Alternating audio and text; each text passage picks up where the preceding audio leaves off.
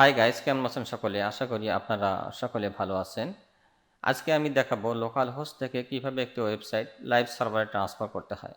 যদি ওয়েবসাইট অনেক বড় হয় সেক্ষেত্রে প্লাগইনের সাহায্যে করাটা অনেকটা টাফ হয়ে যায়, ম্যানুয়ালি করাটা অনেকটাই ভালো। পূর্বের ভিডিওতে আমি দেখিয়েছি কিভাবে ডুপ্লিকেট প্লাগইন দিয়ে একটি ওয়েবসাইট মাইগ্রেট করতে হয়। ডিসক্রিপশন বক্সে লিঙ্কটি দেওয়া আছে, আপনারা চাইলে সে ভিডিওটি দেখে আসতে পারেন। তবে ওয়েবসাইট যদি অনেকটাই বড় হয় সেক্ষেত্রে আপনাকে অবশ্যই ম্যানুয়ালি করতে হবে। এটি কিভাবে করবেন সেটি দেখার জন্য আমি মুভ করছি কম্পিউটার স্ক্রিনে, সঙ্গেই থাকুন। চলে আসলাম আমার কম্পিউটার স্ক্রিনে। আমার যে ওয়েবসাইটটি এখানে রাখা আছে localhost/all site এই ডোমিনে, এই ওয়েবসাইটটি আমি এখান থেকে ট্রান্সফার করব ম্যানুয়ালিভাবে, কোনো প্রকার প্লাগইন ছাড়া আমার একটি সাব ডোমিনে। আমি যদি আমার সাব ডোমিনটা দেখে আসি, দেখতে পাবো test2.imrannet.com। এই ডোমিনে আমি ওল সাইটটি ট্রান্সফার করব। এই ডোমেইনটি যদি আমি একটু রিলোড দেই, দেখতে পাবেন ফরবিডেন, অর্থাৎ এখানে কোনো ফাইল বা কোনো ওয়েবসাইট সেট আপ করা নেই। লোকাল হোস্ট থেকে এই ওয়েবসাইটটি ট্রান্সফার করার জন্য আমাকে যে কাজটি করতে হবে, লোকাল হোস্টের সমস্ত ফাইল আমাকে ব্যাকআপ নিতে হবে এবং ফাইলের ডাটাবেজও আমাকে নিতে হবে। তো এই কাজটি করার জন্য আমি চলে যাব লোকাল হোস্টের ফাইল যে ফোল্ডারে রাখা আছে সেখানে। আমার ফাইলগুলো রাখা আছে ডকুমেন্ট, এরপর জ্যাম, htdocs। দেখতে পাচ্ছেন এখানে ওল সাইট নামে একটি ফোল্ডার ক্রিয়েট করা আছে। এখানে আমার লোকাল হোস্টটি সেট আপ করা আছে, যা সেটা আমি ওপেন করব এবং সমস্ত ফাইল আমি এখান থেকে সিলেক্ট করে এটাকে সিনটুতে গিয়ে কম্প্রেস করে নেব। তো কম্প্রেস হচ্ছে, একটু ওয়েট করতে হবে ফাইলটি জিপ হওয়ার জন্য।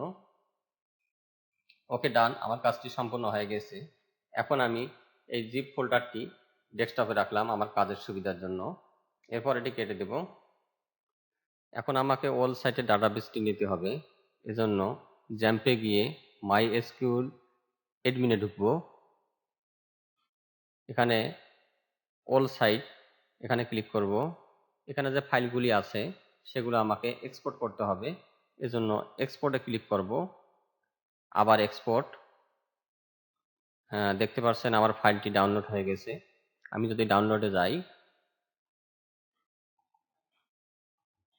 ডাউনলোড, এখানে ফাইলটি আমার ডাউনলোড হয়েছে।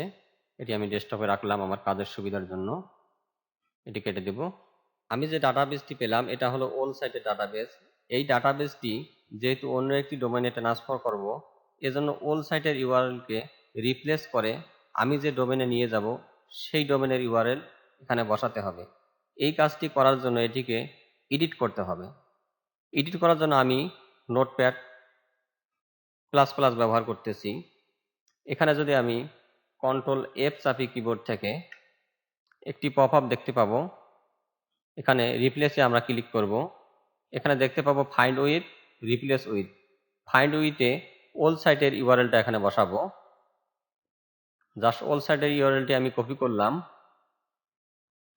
এখানে পেস্ট করে দেব। এরপর যে ডোমিনে এটিকে নিয়ে যাব, অর্থাৎ নতুন ডোমিনের ইউআরএলটি আমি এখানে কপি করব এবং সেটি এখানে পেস্ট করে দেব। তো অবশ্যই http এটিকে কেটে দিতে হবে এবং লাস্টে যে স্ল্যাশ আছে এটিকেও কেটে দিতে হবে। উপরেটিও সেম, এটি কেটে দিতে হবে এবং লাস্টে যে স্ল্যাশ আছে এটিকে কেটে দিতে হবে। এরপর রিপ্লেস অল। যেহেতু আমি সব ইউআরএল রিপ্লেস করব, এজন্য আমি রিপ্লেস অলেতে ক্লিক করে দিলাম। দেখতে পাচ্ছেন রিপ্লেস অল 145, অর্থাৎ 145টা ইউআরএল আমার এখানে রিপ্লেস হয়েছে। এবার আমি এটাকে কেটে দিব এবং ফাইলে গিয়ে অবশ্যই এটাকে সেভ করে দিতে হবে। প্রথম পর্যায়ের কাজ এখানে শেষ। এখন আমাকে যেতে হবে আমার লাইভ সাইটে।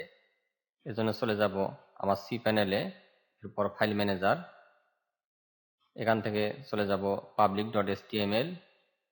এখানে যে ডোমিনে ট্রান্সফার করব সেটি ওপেন করে নিতে হবে। আমি দেখে আসি test2.imrannet.com। এই ডোমিনে যেহেতু ট্রান্সফার করব, সি প্যানেলে গিয়ে test2.imrannet.com এই ফোল্ডারটি ওপেন করব। এখানে কোনো ফাইল আপলোড করা নেই। আমি জাস্ট আপলোডে ক্লিক করব এবং ফাইলটি দেখাই দিব। সিলেক্ট ফাইল, ফাইলটি আমার ডেস্কটপে রাখা আছে,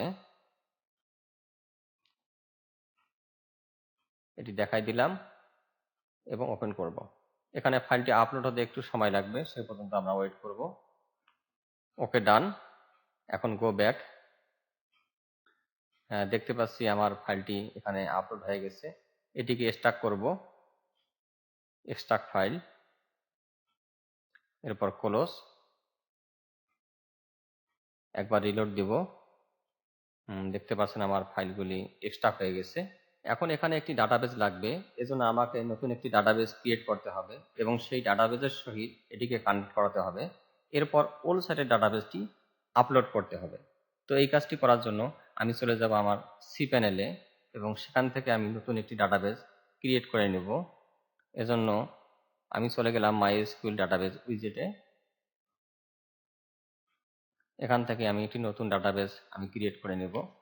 আমি নাম দিলাম ওল্ড সাইট।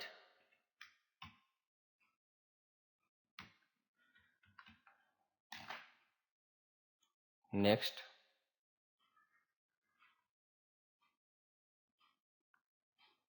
এরপর ইউজার নাম আমি সেম রাখলাম। এরপর একটি পাসওয়ার্ড দিতে হবে। আমি পাসওয়ার্ডটি জেনারেট করে নিব। পাসওয়ার্ড জেনারেট, জাস্ট এটিকে আমি কপি করে নিচ্ছি কাজের সুবিধার জন্য। এখানে ক্লিক করে দিব ইউজ পাসওয়ার্ড, এরপর ক্রিয়েট ইউজার। ওকে, ডাটাবেসটি ক্রিয়েট হয়ে গেছে। এখন অলে ক্লিক করব, আমরা সকলে এটি জানি। এরপর মেক সেন্স। দেখতে পাচ্ছেন আমাদের ডাটাবেসটি এখানে ক্রিয়েট হয়ে গেছে। এখন আমাকে এটিকে কানেক্ট করাতে হবে। তো এই জন্য চলে যাব আবার আমার মেন ফাইলে। এখানে খুঁজে বের করব wp-config.php। এই ফাইলটি এডিট করব।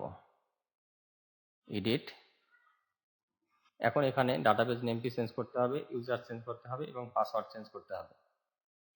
পাসওয়ার্ড যেহেতু আমি আগে কপি করে রেখেছি, তো এটিকে আমি পেস্ট করে দিব। এরপর ডাটাবেসের ইউজার নেমটি নিব, কপি করলাম, এখানে পেস্ট করে দেব। এরপর ডাটাবেসটি কপি করব, এটিকে পেস্ট করে দিলাম। এরপর সেভ চেঞ্জ। সাকসেস, অর্থাৎ এটি আমার ক্রিয়েট হয়ে গেছে। এরপর ওল্ড সাইটের ডাটাবেসটি আমাকে আপলোড করে দিতে হবে। এজন্য আবার সি প্যানেলে যাব। এখান থেকে php my admin, তো এখানে থাকে ডাটাবেসগুলো।